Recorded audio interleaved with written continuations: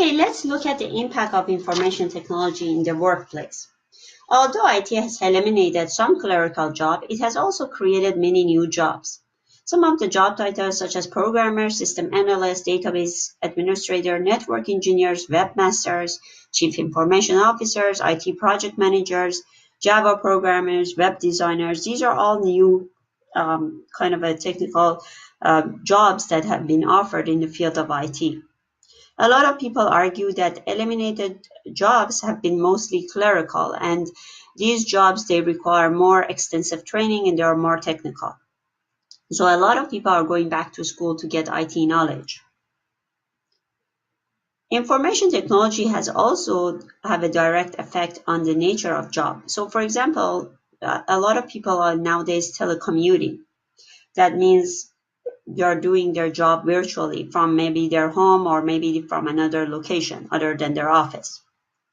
So with this kind of a technology, a worker can actually send and receive data to and from the work office and the organization, and basically they don't have to be there.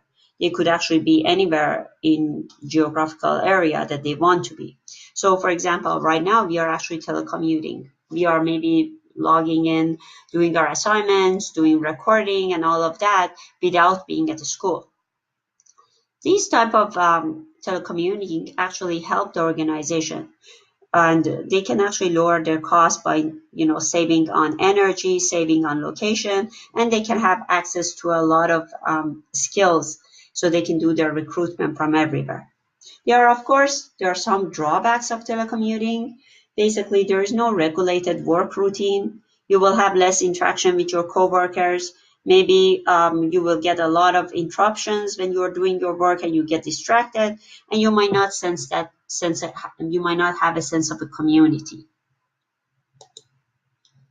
There is another terminology that nowadays you might actually hear. It's called job disscaling.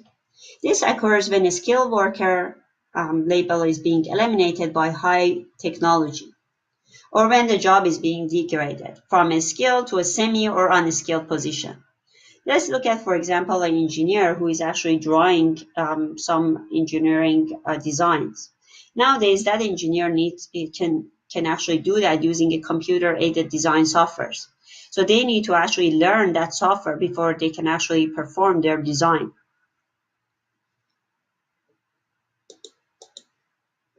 So we talked about some of the benefits of telecommuting. Some can be basically you can just work from home, you can care for your children, and you don't have to commute, you can save on gas. Also, you are able to increase the productivity. You can reduce your cost of office space and utilities as well. And also, maybe you don't have to talk to a lot of coworkers and get distracted that way as well. And for the organization, they can actually hire people with those special skills and regardless of where they are located. And as we mentioned, some of the drawbacks is that there's no regulated work time, less interaction with coworkers, maybe you don't have a sense of a community, lack of necessary supplemental equipment, and also maybe you will get family distractions as well. Now let's look at some health issue regarding information technology. The increasing popularity of touchscreen on smartphone, tablets, and a lot of PCs can result more stress from back injuries to hand injuries and eye injuries as well. These devices can be accessed almost anywhere, so maybe we use them a lot of time, and we can use them in constantly with a poor posture. So users should be able to exercise, take frequent break, and a lot of people nowadays you see they go to chiropractic, they do physiotherapy because their job required them to sit in front of computer for a long period of time. So you will have a lot of issues even regarding your skin. Maybe you get allergy reaction, or rashes. Also, you might have headaches, or even it can cause depression as well. So a lot of ergonomics, maybe keyboard or ergonomics furniture can be used to help with these kind of health issues. Also, maybe at work, you can ask your employer to bring special monitors and also correct the lighting if you need that. There are reports that actually there was Global Times reported that a 30-year-old man died after playing online games at the internet cafe for 27 days in a row. So basically, he just didn't even eat and sleep. He will just keep constantly playing it. Also, there was another report that the 26-year-old man died after gaming for 15 days straight. And in 2005, also, there was a report that 20-year-old man died after 50 years of playing StarCraft. Now, let's talk about how green computing can save our environment. ICT generates approximately 2% of the world's carbon dioxide emissions. Of course, information communication technology is just partial problems, and we need to do a lot of more things to help reduce carbon dioxide, but green computing can actually help organizations save on energy costs and improve the quality of environment that we work and live in.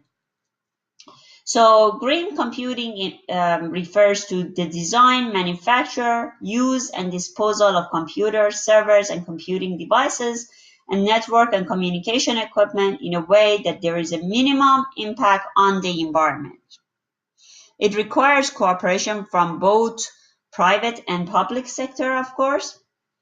And there are a number of ways that we can actually put a strategy in our company that to be using a green technology.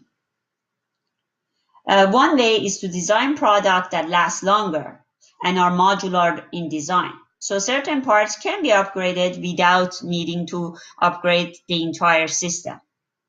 Design search engines and other computing routines that are faster to consume the energy. And replace the several under-routerized small servers with one large servers, which is the concept of virtualization technique.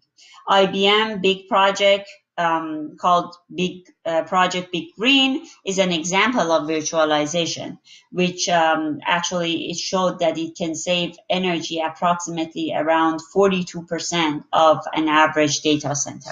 So a lot of data centers are now using virtualization.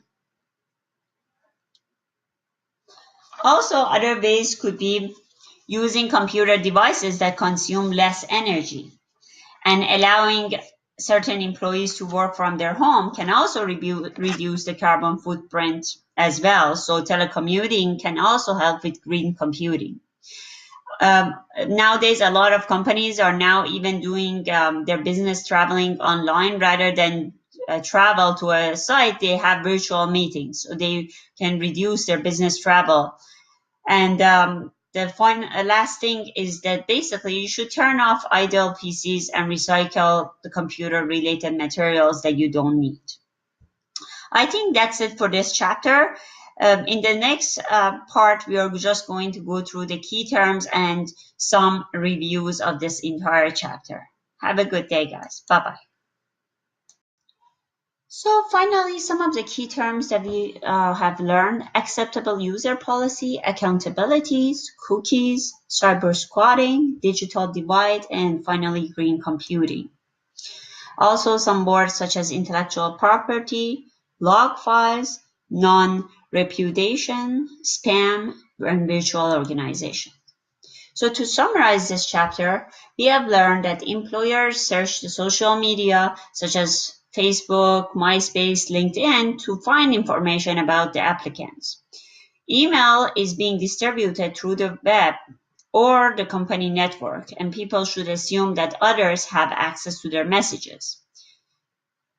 Public information is basically posted by an organization or public agency and can be censored for public policy reasons, such as, for example, religion or if it's a threat to the public.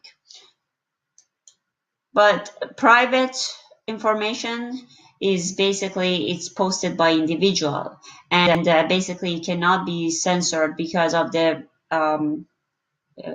Freedom of Expression Act. Children in particular are victims of digital divide, and so we need to make sure that there are PCs available in the school, in the public libraries, and also some loaners maybe. Information technology has also created many new jobs such as system analysts, business analysts, computer programmers, and so on. Green computer is one of the methods for actually fighting global warming, and virtualization is actually one of the methods for green computing. Okay, I think that's it. Take care. Bye bye.